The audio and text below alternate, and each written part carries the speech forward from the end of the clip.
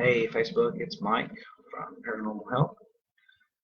I just wanted to pop on here for a little while. We haven't done a live video or anything in a while, and didn't want anybody to think that anything had happened to us. We're still here. We're still raring on. We've actually got a big investigation coming up in 2 days. It'll be out of town. I haven't been given any confirmation as to whether we can discuss where we're going, but we're actually doing a residential location out of state, and we will be going down there. We'll probably do some live stream on the way down, and we'll definitely do some live streams when we get there. I will be investigating with two other teams on this location. We'll actually be staying on location for the majority of the time. So that's a first time in a while that any of us have gotten to do that. So that's going to be a whole lot of fun for us. But something I wanted to pop on here and kind of discuss. A lot of questions have been asked of us as a team, considering that we are a ministry first and foremost. We do God's work in everything that we do, and we give Him the glory. But a lot of people ask questions about what we use technology-wise. You see on television and a lot of other places what different teams use. Some are armed to the gills, so to speak, and some don't use any technology at all. They go based on feeling and whatever it is that they can sense and or pick up. We get that question a lot. What type of technology, what type of gear do we use? So I was actually going to take that time now to go over some of that because of this investigation that's coming up. The most important thing that you can do before any investigation is to do an equipment check and make sure that everything that you have works the way you expect it to, and works properly. Change your batteries, charge your batteries, and it's never too soon before you go on an investigation to do so. You don't want to do it the day before. I'll admit I've done it. Wait until the very last minute and then find out something doesn't work the way you plan on it to, or you don't have the right piece or part to something, and there's no way that you can get it in the amount of time that you need to get rolling with something. So I'm actually in the process of an equipment check right now. I'm checking all their stuff to make sure that it is ready, and figured maybe while I'm doing that I could go over it with everybody, and if anybody has any questions as they pop in the room, I can explain everything. So let's see. Easiest thing, of course, flashlights. Got to have flashlights when you go on an investigation because you're going to spend a whole lot of time in the dark. So these are a safety need. And if you're anybody like me, you can never have too many flashlights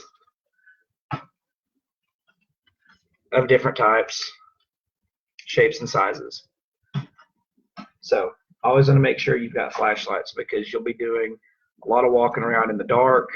You always want to make sure you scope out a location during the day to make sure that there's no safety hazards, there's no holes in the floor, no wild animal nests in an old location, things like that.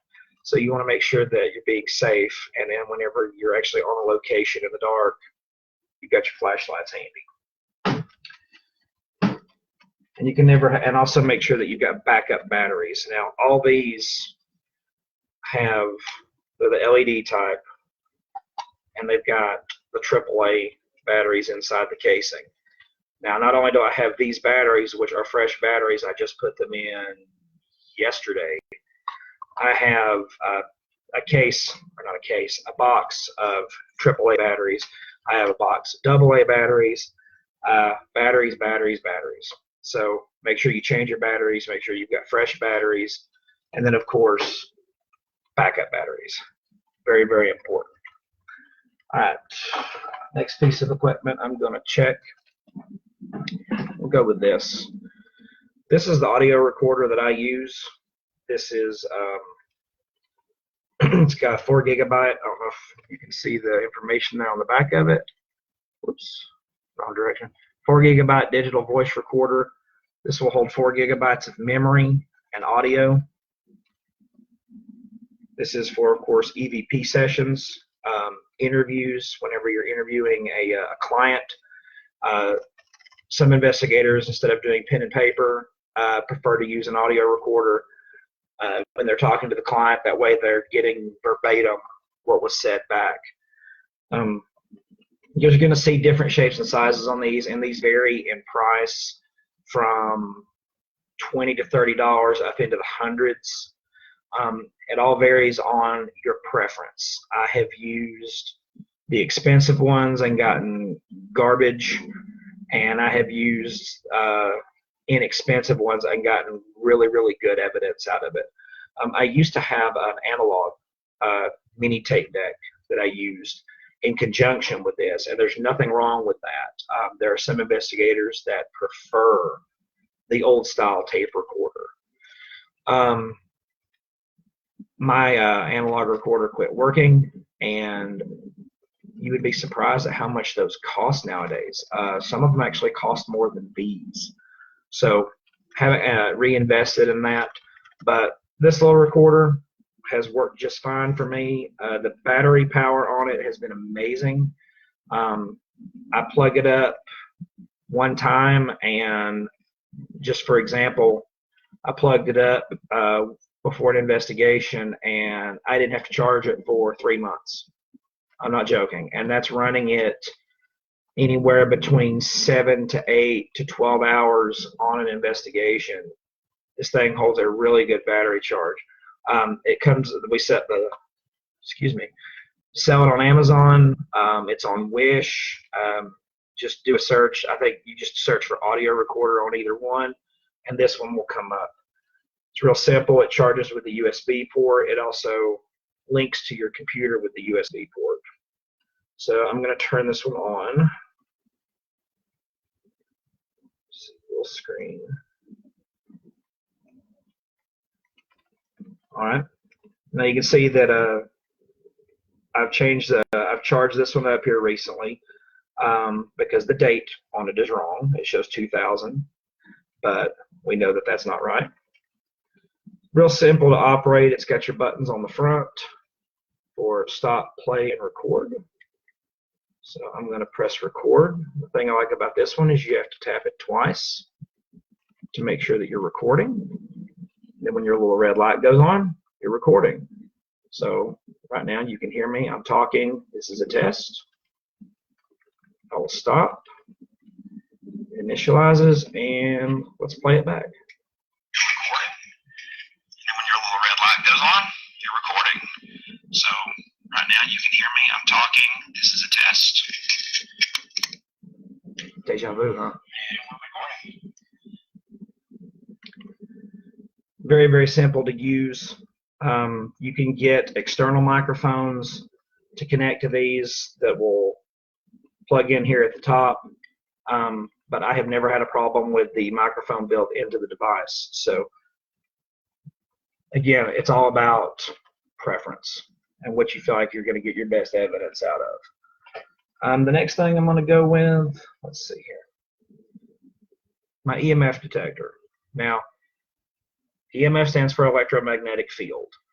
There are many, many different theories about electromagnetic field.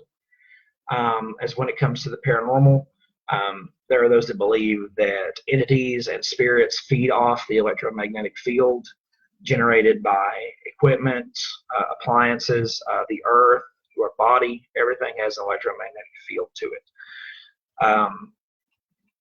Too much EMF, as in being around wires that are unshielded, power boxes, things of that nature, too much of that can actually cause what is called a fear cage effect, where you will get hallucinations, nausea, skin irritation, things like that. We've had cases where people were having activity or what they believed to be activity in their homes, and they were seeing things, dark shadows, mists, things like that. And we go into the home and we find out that right next to their bed is a fan, a little miniature box fan that's putting out 200, 300 something milligauss right next to their head. And that's just electromagnetic field just pumping right here in their face. Had another situation where the homeowner's bed, the head of their bed was located right over the fuse box downstairs in the basement. The bed was moved, the activity stopped. When the fan was moved, the activity stopped. And that's one of the things that we do as investigators, is to try to rule out anything that could be a natural explanation for the activity that's being sought. So this little device is what reads the electromagnetic spectrum. Now, again, there's a lot of different versions of this. Everything from a $20 version up to, I think, $399 is the most expensive meter I've seen. It's a tri-field meter. But this right here does everything that I need it to do. And it measures ambient temperature. So this not only is my EMF detector, it's also my temperature reader. I'll turn it on here, power button. Let it boot up. All right, now, I don't know if everybody, yeah, you can see that. Let's get the glare off of it. It defaults to ultra Tesla and Celsius readings. So I've got Celsius Fahrenheit button right here. Change that over to Fahrenheit. And right here is my milligauss Tesla. Switch it over to milligauss. Now, according to theory in the paranormal field, a reading on the milligauss of 2.0 and above can be considered, 2.0 to 2.6 can be examples or evidence of paranormal phenomena. So what I like to do with this, so as you can see, or can you see, there we go. It's at a zero, double zero, flat line reading. It's 71, bouncing between 71.6, 71.7 degrees in the room. If I'm walking around and on an investigation, first thing I want to do as I'm doing my initial walkthrough is I want to get a baseline reading of the location that I'm investigating at. That includes checking the temperature to see kind of what the temperature is average throughout the location that you're investigating. With that, whenever you go into your actual investigation, if anything differs from this temperature, so you're walking around, it's averaging 71 degrees, you walk into a room, it drops down to 61 degrees, the next thing you want to do is try to find out why that the temperature has dropped down to 61 degrees. Is there a fan in the room? Is there an air vent? Is it a draft from a window? Things like that. If not, then you could be looking at a potential what's called a cold spot. The theory behind a cold spot is that an entity, before it tries to manifest itself, will draw all the energy from the air around it, and it will cause the area around it to be cold. Now, with the EMF, what I do is when we go into a location, I always check everything electronic. I will test a microwave, television, fans, like I said, ceiling fans. The centrifugal motion will cause this to go up. Unshielded wiring, electrical outlets, electrical switches, anything that could potentially bring the EMF up. Now I'm going to see if this works, but you can also get false positives from your cell phone. I'm going to hold the meter up here next to my phone. Hopefully it's not going to be like a car. And I'm going to text my wife, Leah, and I'm going to see if it will set the meter. It actually didn't. Now, sometimes if I try to make a phone call or if I receive a text, anything like that, excuse me. I'm going to try to make a phone call here.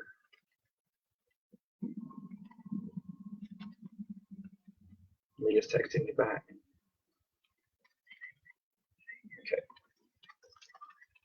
All right, so my phone must not be putting up a whole lot of electromagnetic. So, like your car, it doesn't happen whenever you take it to garage. It doesn't make the same noises.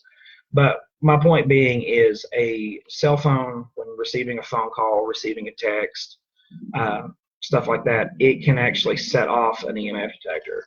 So if when you're doing your baseline sweep or when you're doing your actual investigation, you want to have your phone on airplane mode, or you don't want to carry your phone at all during that time of the investigation, because you can get false positives on that. Walkie-talkies, portable radios, things like that can also cause this to go off. I actually can. This one has a backlight on it, which is really, really cool. And I was hoping it would go off for you, but it didn't. It's got an audible tone, a very, very loud audible tone that will let you know whenever it has hit an electromagnetic spike. I got this one on Amazon. Don't remember how much I paid for it. I had a gift card, so I got it. It uses 3 AAA batteries, and it works like a dream. The batteries work in it really, really well. I can usually go a month or more with continuous use and not have to change the sound. And excuse me, my cell phone's ringing on my desk. Hold on. Sorry about that. So anyway, EMF detector, like I said, the battery holds on it really, really well. This is one of the better ones I've had, and I've used a couple of different ones. I've used the cell sensor. I have used the more popular one on television that the ghost hunters use, the Lulutron meter. I really, really like this one, and I am not afraid to say that I ghost hunt on a budget, and so this one right here worked out really, really well. Let's see, what is the next thing we're going to go with?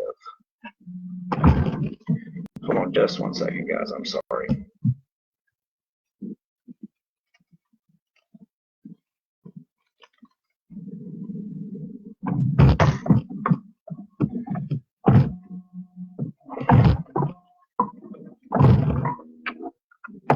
All right, so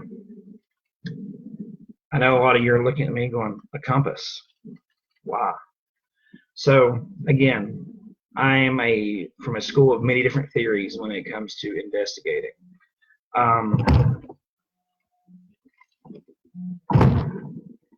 So inside of a compass, and most people will know this, there is a magnet.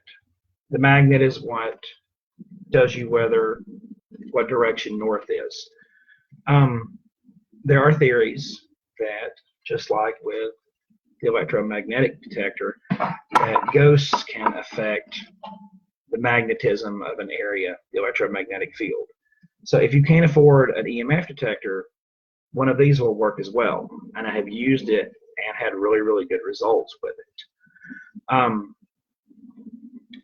My baseline reading, when you're getting a baseline with this, is to test it to see what direction north is in. So example, you can't see it because I'm having to hold it the correct way. North is that way, based on my reference right now. So as I would be walking through this location, I would know that north is that way.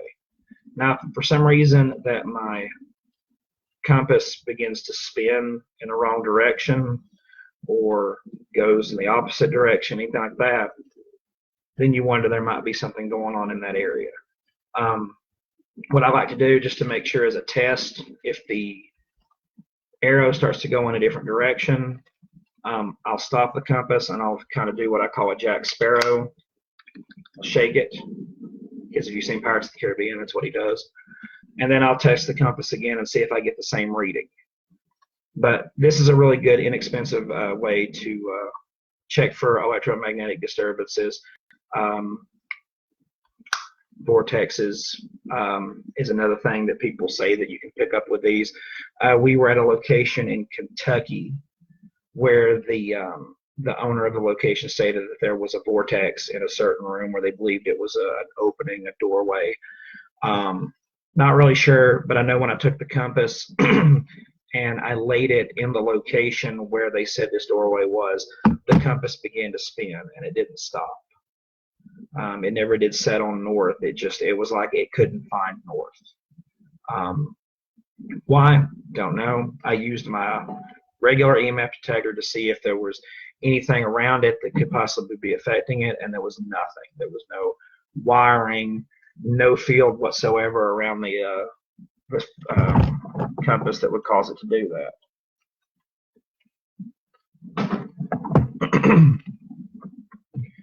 Oh, hold on. Oh, so Leah's been trying to call me back. Sorry. We're going to see, we're going to test the theory here. She's going to call, because when I tried to call her, my EMF meter didn't go off. So she's going to call me, and we're going to see if it'll work. So hold on one second.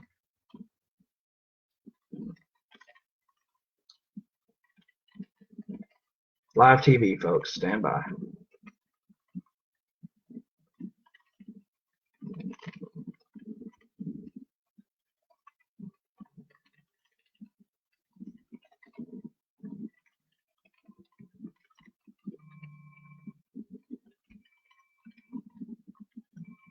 Wow. This just became a commercial for iPhone. It doesn't put off a lot of field. Hello? iPhone must be really, really good because it's not putting off anything. So this is an iPhone commercial. So go for iPhone, folks. All right. Thanks for trying. Bye. Well, I'm thinking about it. A cell phone is not a bad piece of equipment to have on an investigation if there are some of these other items you don't have. An audio recorder, if everybody knows, most phones have an audio recorder in it. This one has ones called voice memos. You've also got your regular camera. You can do video camera with this. One thing I do want to kind of stress to stay away from is some of the ghost hunter apps. Read the fine print. They say for entertainment, and most of them are. I've tested a few of them because I am not above trying something out when it comes to investigating. Maybe one day someone will come out with a ghost hunter app that actually does a really good job, but I haven't found anything yet that works. It's all for fun and for show. I do like the one that makes it look like you have a ghost in your house. It's real fun to freak people out with that one. So entertainment purposes, but mostly for investigating. I don't follow along with that. So what do I want to go with next? All right. I mentioned camera on the phone. I've got a couple of different cameras other than one on my cell phone. I've taken pictures on my phone and tried to get evidence. I've gotten some stuff I can't explain. Standard digital camera, easy to use. If I can use it, you can use it.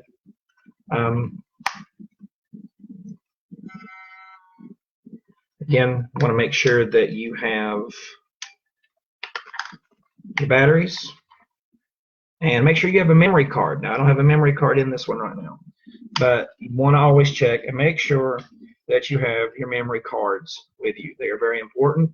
They're about as important as your batteries, because if you get on a location and you're trying to capture evidence, the spirit of John Wilkes Booth appears before you and says, "Hey man, take my picture. Here's your one and only chance." And guess what?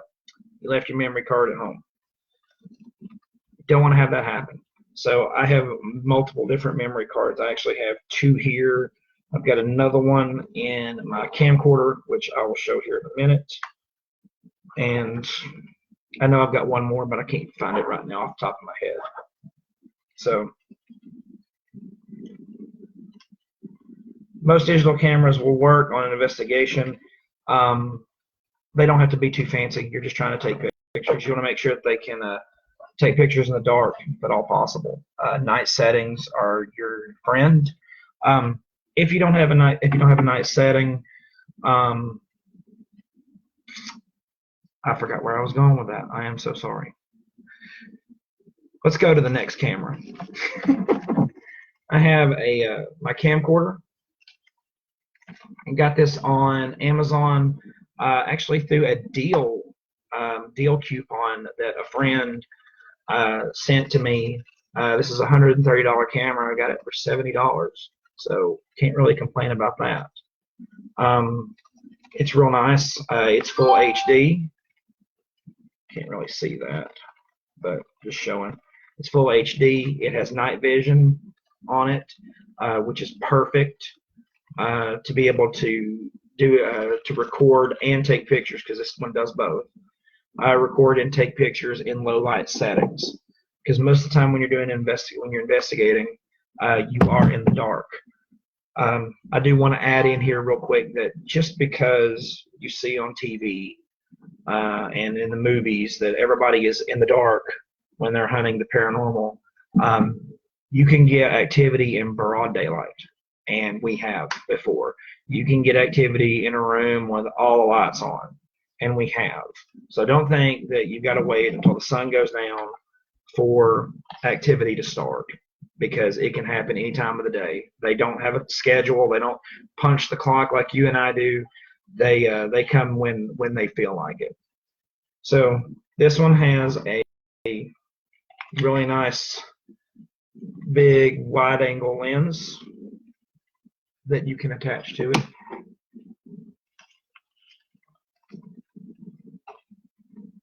Thank you. My lovely assistant Leah, off camera. Do what? She told me not to spread a lie.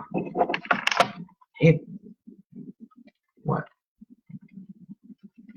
Okay.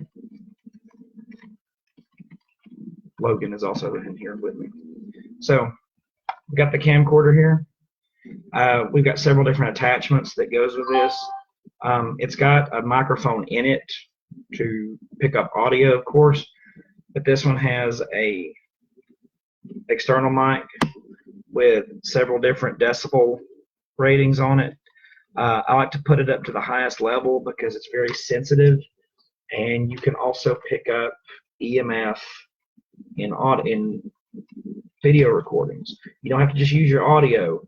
Whenever you're going back and listening to your stuff, going over your evidence, listen to your recorder and listen to the audio on your camera.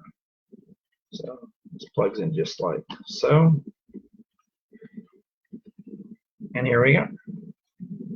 Now, an additional attachment that I have, because even though I've got night vision on this, sometimes when you're in the darkest of dark, and we've been in locations before that were what I like to call cave dark, like you can't see your hand in front of your face. This right here comes in handy. This is what's called an IR illuminator. This one's made by Polaroid.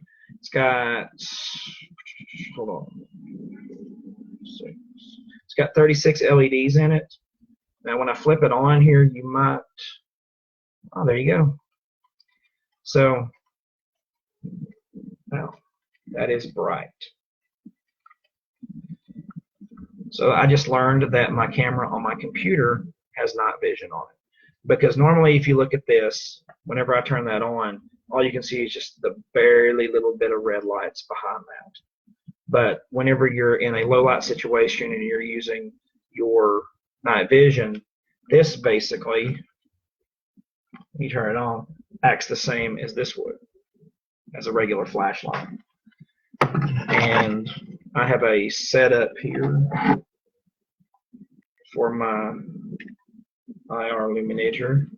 And guys, if you have any questions while I'm going through all this, pop them in the chat. I was going to wait at the end anyway and see if anybody had any questions, but if there's something that I'm putting together here that you want to know about, don't hesitate to ask. If you have a question or want to share something about an experience you've had, or you want to ask me a question about an experience, go right ahead. That is what I am here for. All right, so this is my setup for when I am recording. not be blinding, but there you go. Really, really like this camera. I have a tripod for it, and it is amazing. I am not the most steady-handed cameraman, and so I don't want to give the Blair Witch effect. Those of you that have seen the movie, whenever to anybody that's watching the after effect or reviewing, I know I had to review the first investigation that we used this camera before I got the tripod, and I carried the camera the whole investigation, and an hour into review I had to take a break because I felt like I had just rode a Great American Scream Machine about 3 or 4 times. So needless to say, I got a tripod pretty quick, and a tripod works really, really well. Just making sure I put everything back where I've got it. You want to make sure whenever you're disassembling, you're breaking down your stuff, that you take good care of it. My extra lens, I've got a special bag for that it goes in so it doesn't get scratched up or broken. You want to make sure you keep everything together in one place. I'm still learning on that daily. All right, so another camera we have, and I'm sure a lot of people have seen these. This is just your standard infrared camera. This one is with you see these standard with security systems. This one actually, depending upon how you plug it up, you can hook it up to a actual big DVR system and record directly to that. I have seen investigators plug their cameras directly into DVD burners, and instead of having their evidence saved to a hard drive or something like that where it could be corrupted or what have you, they burn it directly to a disk immediately, so there is no tampering of the evidence whatsoever. Again, your preference of what you want to do with that. But this is a wireless camera with the antenna on it. We got these off of Amazon. We've got several of them. I'm not sure the price on these, but if anybody's interested, there's the brand name. You can search those on Amazon. Another thing that I use this for, because again, ghost hunting on a budget, if you need a more infrared light whenever you're doing your investigation, for example, if this is not bright enough or this goes dead, you can actually use one of these almost like a handheld spotlight, because that right there, if you see those little infrareds, this acts like a spotlight. I was testing out my camera last week. I was doing a camera test outside in the yard. I turned all the lights out, porch lights and everything, and turned on the infrared and the night vision on the camera, and it was as bright as day outside. It looked like there was a spotlight on the yard. I kept looking at the camera, and it wasn't clicking to me because I kept saying what I thought on the porch was the porch light. And I kept thinking, porch light, porch light. And then I realized it's the security camera that we have on the outside, and it's infrared pointing down into the yard. So it hit me. That's when I went and grabbed just a camera by itself and went out, plugged it up instead of using a battery, plugged this up, and it lit up like I said, like a flashlight. It was brighter than one of these even, or even the IR illuminator that I had on my camera. So if you've got one of these and it's not being used for something, you're using it as a camera, you can also just use this as an IR illuminator. Now, something I found is interesting with this one, it's got the standard little micro USB connector. This is the female end of it. So I went to Walmart and bought came to about $6. It's one of those little slim battery packs for your cell phone. And this one is not fully charged right now, so I apologize. I wasn't prepared for that, because I actually used this to test this. So to plug the USB cord into the charger to the battery pack, and then I can connect the battery pack to the female end of the camera. Okay, and I've got a little bit of power to it. So now my wireless camera has become handheld. Or also, it can be used again, like I said, as an IR illuminator. There you go. Of course, not a whole lot of charge left in it. But right there, this cost me $6. Fully charged, I put it in, and I plugged it up to the camera, left this running. That's why this is dead right now. This battery pack ran for 5 hours on this camera. So, huge deal. Because the light that this put off, plugged up to this, put out as much infrared light as a $200 to $300 IR illuminator does on Amazon. And I think, again, I'm just speculating here, I think this might be a $50 camera because they came in a set. $50 camera, $5 battery pack charger, infrared light for days. Because I like to experiment when it comes to technology and stuff like that with paranormal, and I'm still working on some of it. I've tried to build some of my own infrared lights. They're not perfect, but they do the job. This was a $1 flashlight that I bought at Walmart, and you can see I don't want to turn it on because it's going to be right in the camera. The filter that I've got in that is old camera negatives.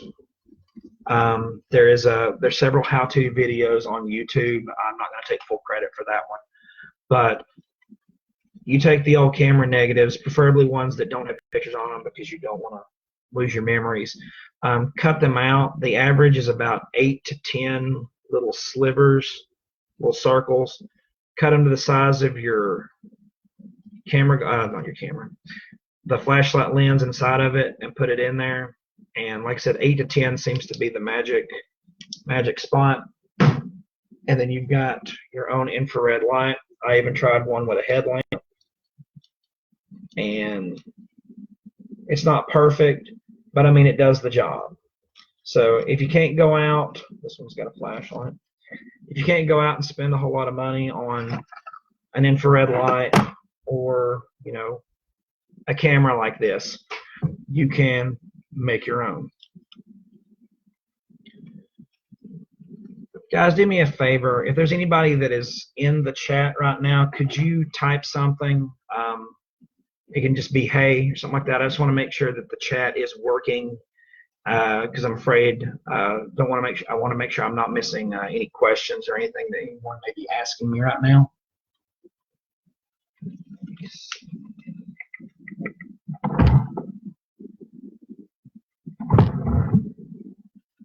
Give it just a minute.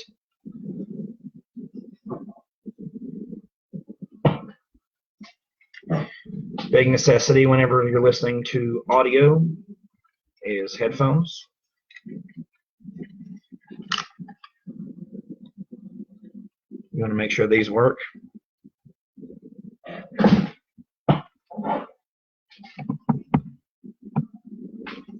I'm not seeing anything in the chat. I hope it's working.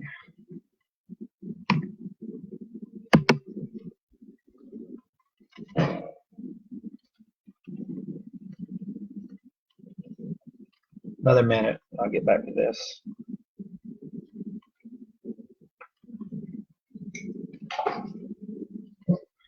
I'm going to post.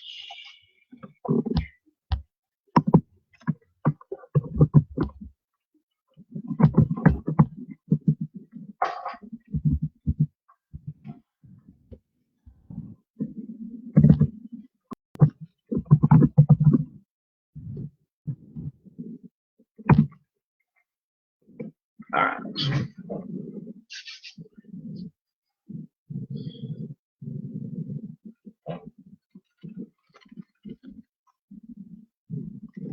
Alright, so I'll just keep going here. So another experimental piece of equipment that I've put together.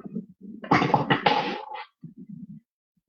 I can find all the pieces here. Stand by.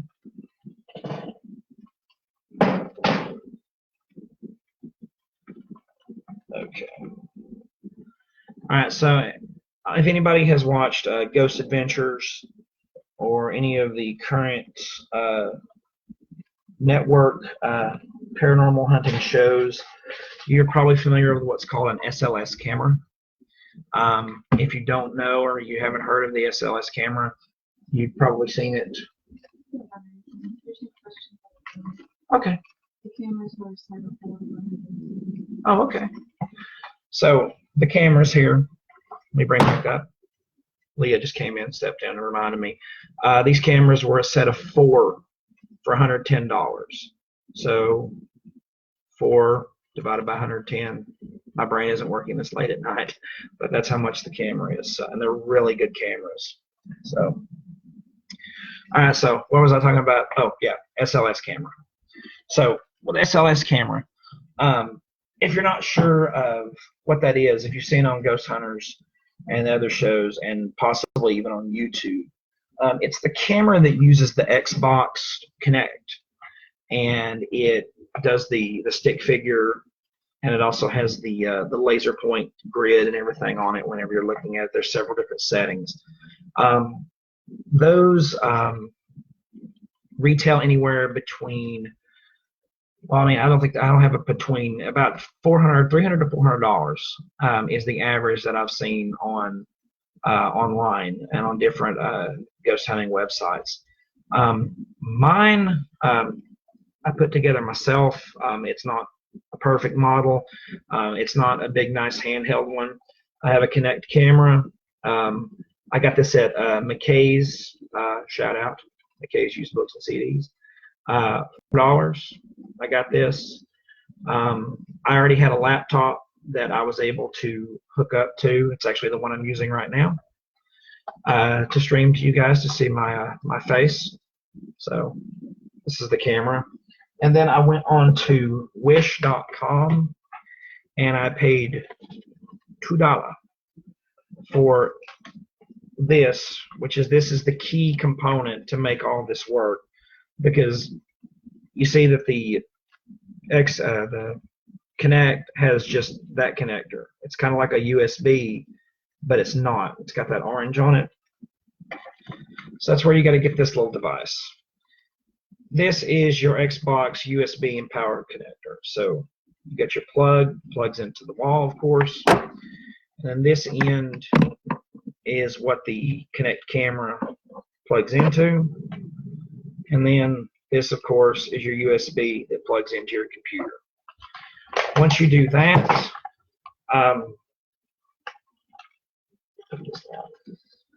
you can go to the Microsoft website, and if anybody wants the link, I can get it for you. You go to the Microsoft website and you download. I got to find the name of it here. I don't want to give you guys the wrong information. The Kinect Explorer console. Kinect for Windows Developer Toolkit is what it's called, version 1.8. If you just want to Google that, I'll say the name again, Kinect for Windows Developer Toolkit, version 1.8.0.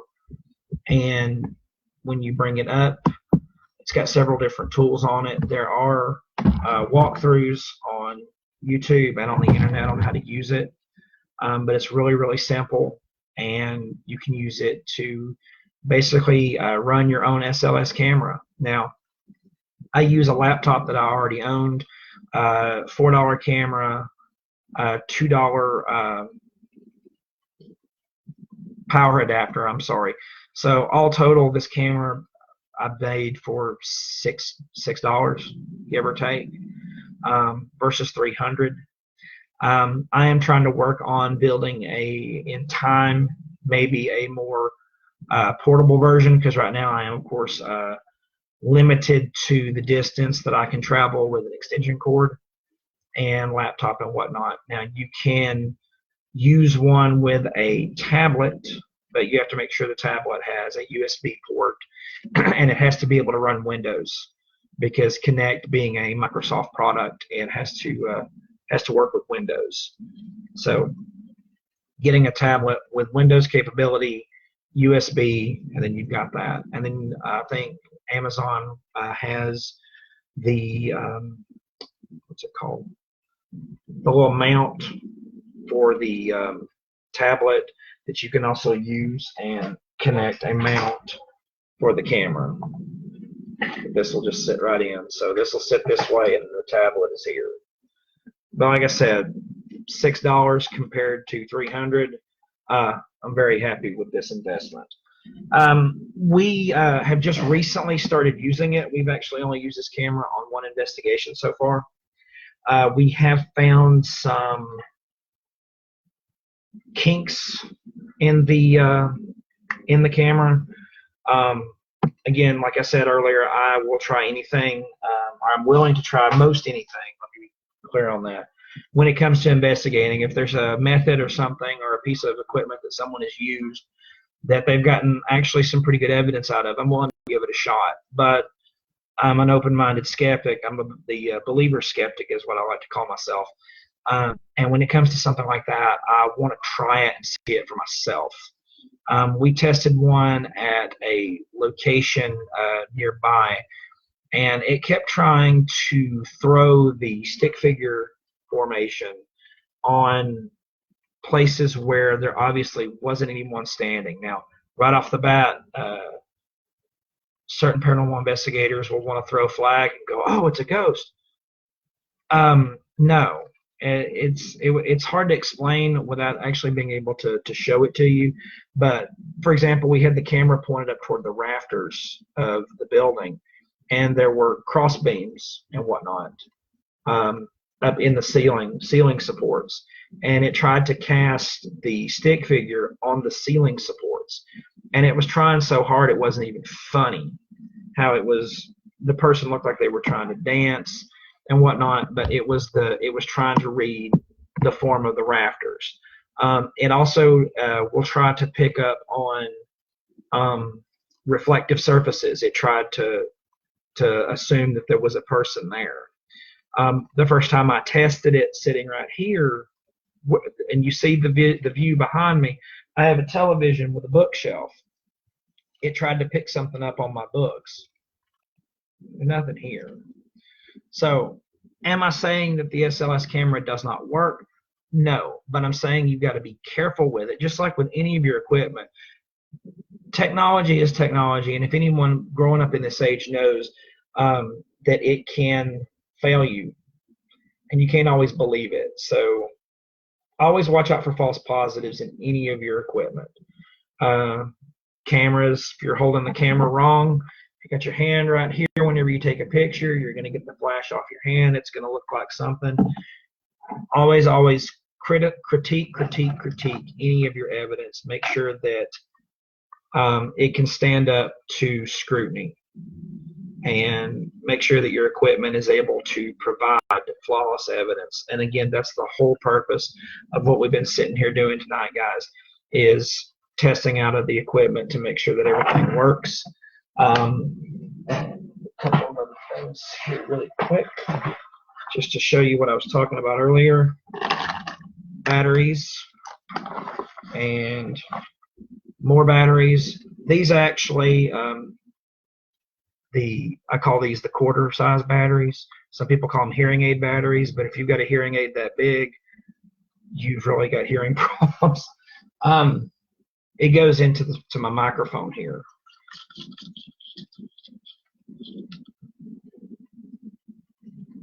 So I want to make sure that you've got batteries for everything. Like I said, batteries for days. I've got more flashlights down in here. Trying to see if there's anything that I have missed. How's everybody doing tonight? Y'all have been really quiet. I know you're there. See who all's been in the room tonight. Jonah, how you doing, my friend?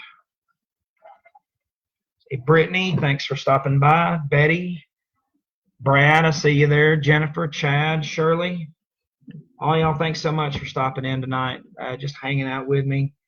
This was a spur of the moment decision to come on. I normally like to do some sort of tech tip or some tech related post before we go on an investigation, and tonight I just decided to go live and have a stream and just show you guys what all we do or what all we use. Just making sure I've got everything here put back where I need it. And guys, not to get preachy, but we are a ministry. So most important piece of equipment that I can carry on an investigation, Word of God. Because not everything you deal with is going to be Casper. I have yet to meet Casper, so if anybody sees him, please let him know that I'm offended because I'm meeting all of his not so nice friends. So, but every investigation I go on, I bring my Bible, I bring my faith.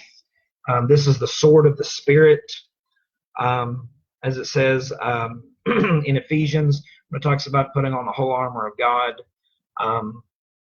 Sword of the Spirit. You can't go into battle without your armor and without your weapon. So this right here is what I bring. And I also have a book of prayers that I use. I have prayers for just about every, I don't want to say every, but most situations that we're going to run across. I've got this ready. And I don't even, and let me also mention that this is not like a spell book. I know some people want to probably try to say or have said, it's like, oh, well, this is all magic and everything. No, it's not. I don't need this, honestly, when it comes to praying. It comes down to my relationship with Christ and my relationship with God. These are good in a pinch because sometimes you don't always know what you need to say. But all you got to do is, when it comes down to it, is have a relationship with Jesus. Ask him for help. Ask him for the support and the strength. We pray before we go into any investigation. We make preparations beforehand. We pray on site. We pray when we leave. Guys, I can't stress that enough. I feel like, again, most important equipment that I can have right here is my faith and my Bible. And I also carry anointing oil with me for anointing ourselves if necessary, and for house blessings. I can anoint the doorways, windows, things of a home, but I always carry my anointing oil with me. Now, if you haven't noticed, just by looking at everything that we run here, we're a pretty tech-like group. Ed, when he investigates, he's got a couple of different audio recorders that he uses.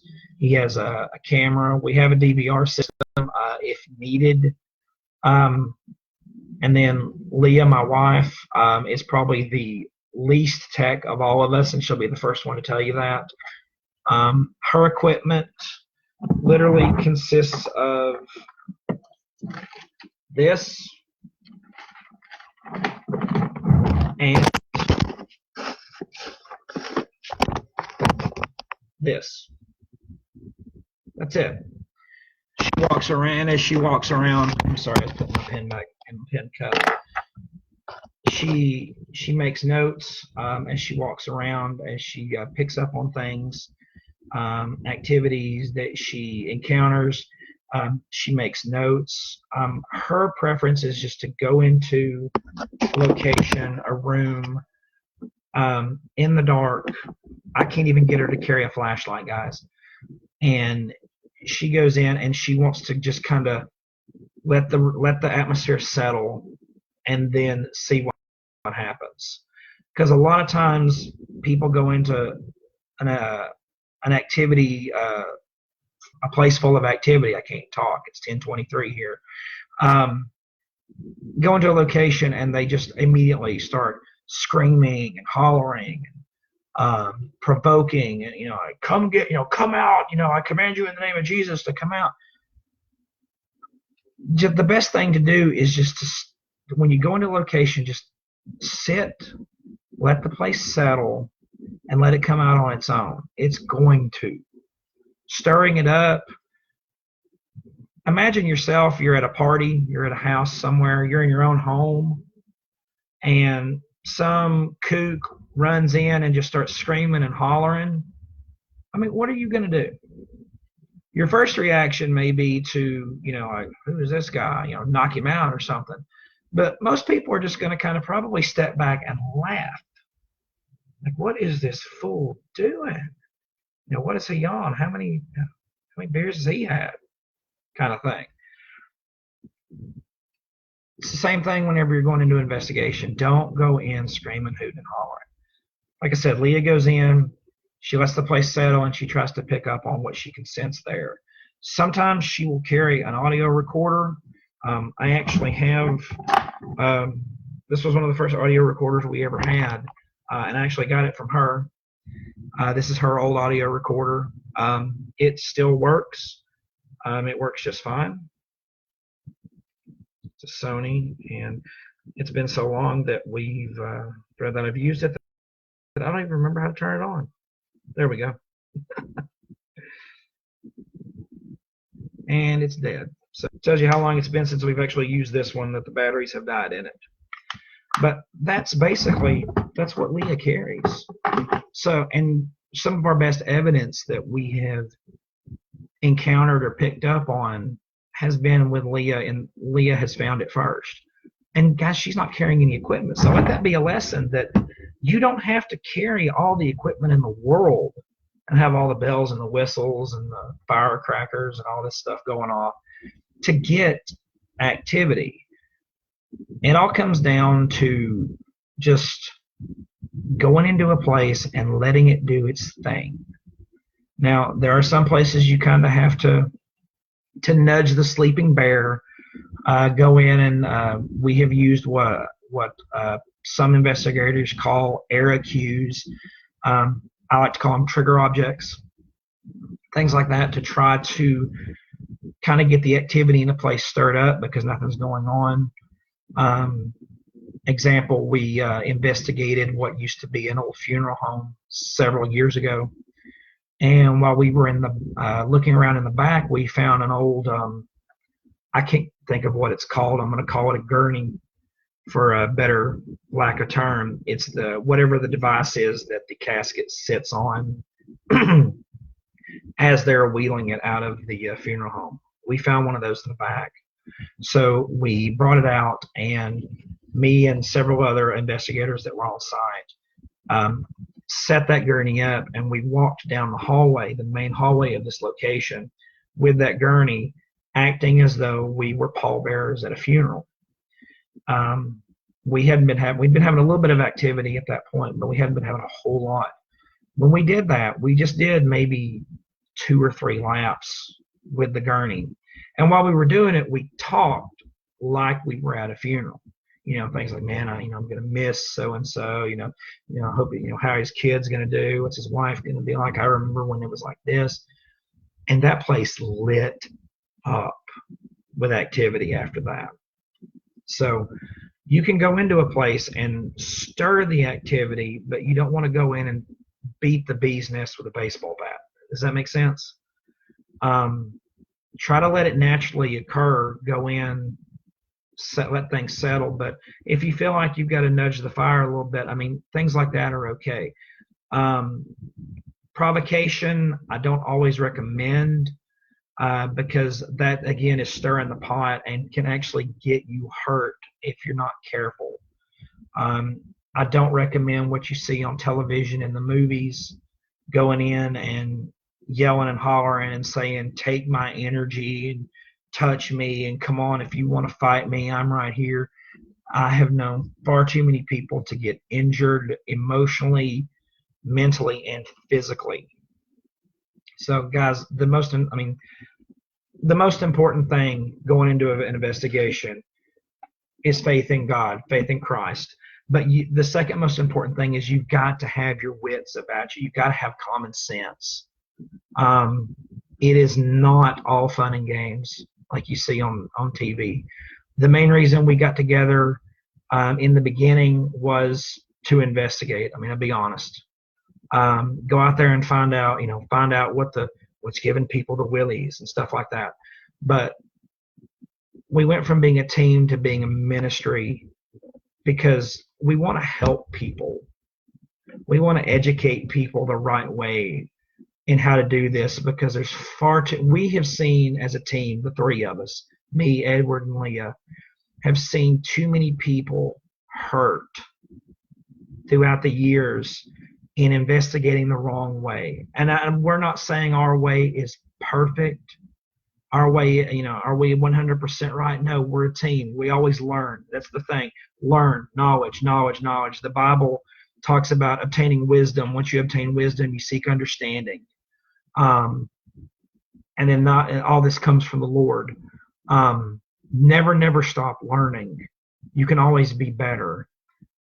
But what we see far too much is people going out there and they're getting hurt.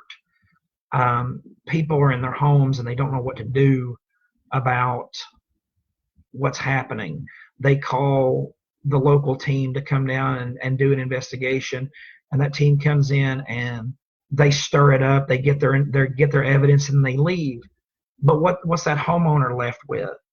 They're left with the same problems they had before, probably worse, because investigators come in and they do whatever they can just for the sake of evidence. Now, yes, we collect evidence, but we collect evidence with the intent to help the client. And if we don't get any evidence, so what? We're there to help. I'm there to help that wife with the 3 children that can't sleep, and the husband that doesn't know what to do because his family's being attacked, and he can't help it. I mean, guys, those of you that are out there listening, it's in our nature as men to help, to try to fix things. But when it's something that you can't see or physically touch, what are you going to do? That's where my heart lies, is with those people. And that's why, guys, that's why all 3 of us do what we do, is to help. We want to help those families. We want to equip those families, because some people, people that have been in the church for years may not know how to deal with this kind of thing. And then that's where we come in. Investigators, if you're out there, anybody out there listening that's an investigator, if you want to learn, how we do things, please reach out. As investigators, you have a responsibility to your client to help them. Now, if you want to go to a location, what I call a historical location, for your evidence gathering and things like that, that's fine. I am not against that in the least. But when a person calls you that their home is being attacked, their place of business is being attacked, your collection of evidence needs to take a back seat. Your job needs to go there and find out what it is. If it's a natural solution, great. We've had those before. I told you about them earlier. But if your job is to go in there as an investigator, find out what's going on, and then equip these people how to deal with it. And guys, that was what makes us different from most teams. I'm not saying we're the best team out there. We just have a different vision than most others. We were called on by God to do this. I'm not joking when I say that. The first time that Ed came to me suggesting that we take this team in a different direction, I almost, I jumped, screamed, hoot, and hollered. I loved it, because this is finally what I feel like we were put here for, is to do this. So, guys, I'm sorry, I didn't mean to preach. But in all seriousness, that is our team in a nutshell.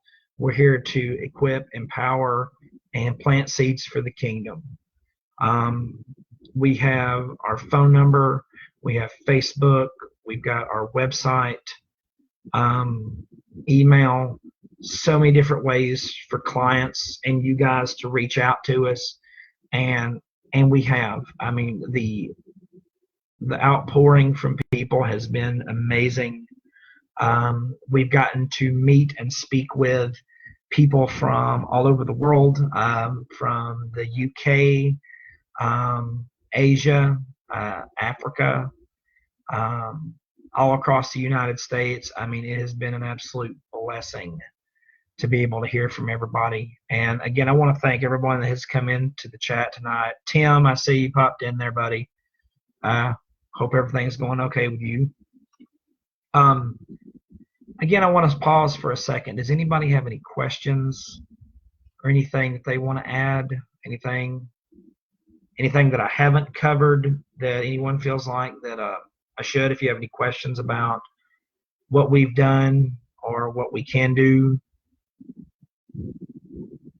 Our website, by the way, is paranormalhelpministry.com. If you want to jot that down. I'll wait another minute here or so.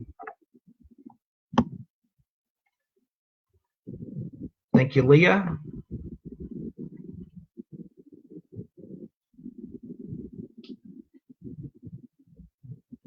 Hey, Leah, since you're manning the chat, do you mind putting our email address and phone number up there for people to see?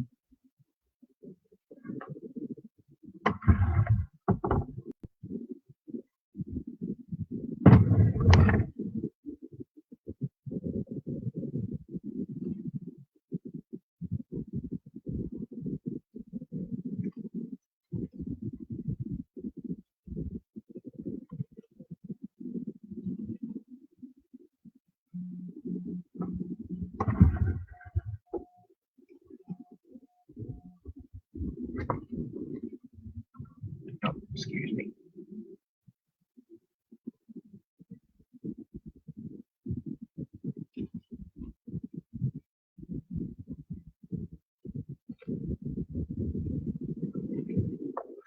I'll give it about 3 minutes, 3 more minutes. That'll put us right at an hour and 10 minutes. I'm all about evenness, I guess.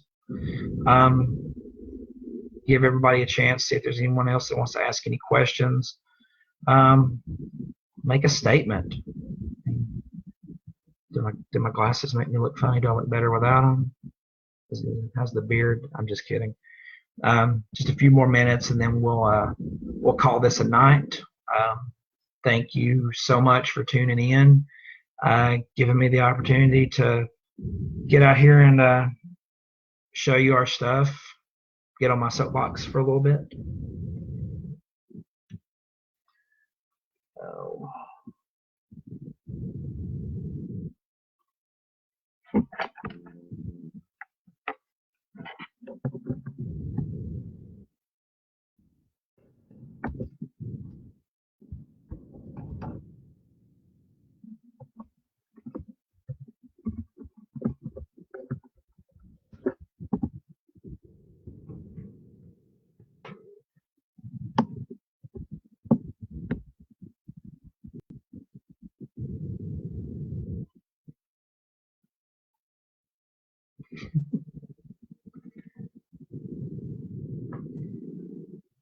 Get all my stuff back together here. Oh, I was gonna make sure you've got a good carrying case for your stuff. Got this nice little backpack here. Oh, another thing that we carry, because again, guys, like I said in the earlier, we don't always meet Casper. We still haven't met Casper. So a lot of the investigations, the activity we have dealt with has been on the darker side of things. And one of the things that we like to do when we know that we're dealing with something like that is we like to take part in a communion, the Lord's Supper, whenever we're dealing with something like that. And if you go to Lifeway Christian Bookstore, I know there's several other bookstores that carry that. You can get one of these little forgot, we got a box of these. I can't remember how many there were in it, but it has your grape juice and your communion wafer in the top of it. We always carry several, quite a few, whenever we go on an investigation, so that we're prepared, so that we as a team can take part, or if there's anyone else there involved, whether it be the homeowner, the business owner, any other team, they also have that option as well.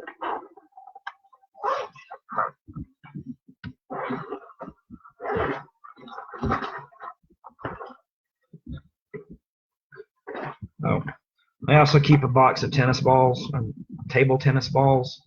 If any of y'all watched our live stream that we did Halloween, the Friday before Halloween, I believe it was, we did the Gansfield experiment, where you put the tennis balls, the cut in half tennis balls, over the eyes, have them listen to white noise, and then use the red flashing strobe in their eyes. Sensory deprivation experiment. That's what the tennis balls are for.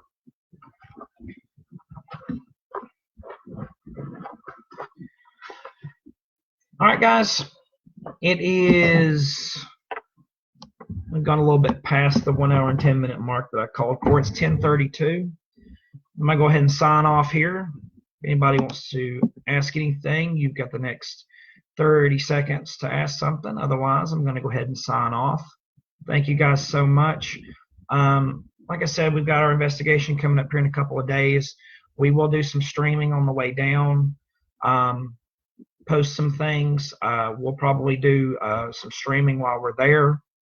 Like I said, don't want to give away too much information about it right now, but on the 15th, which is Friday, we'll go live at some point on the road, and we'll give you an update on what's going on and give you as much information as we're allowed to give about it. Like I said, it is going to be a residential investigation, so we're only allowed to give as much as the client will allow us. There are going to be a total of 3 teams there. I know that those teams will also be live streaming as well. So we will make that announcement and everything on Friday. But as for now, I'm going to go ahead and sign off. Thank you guys so much, and God bless. Good night.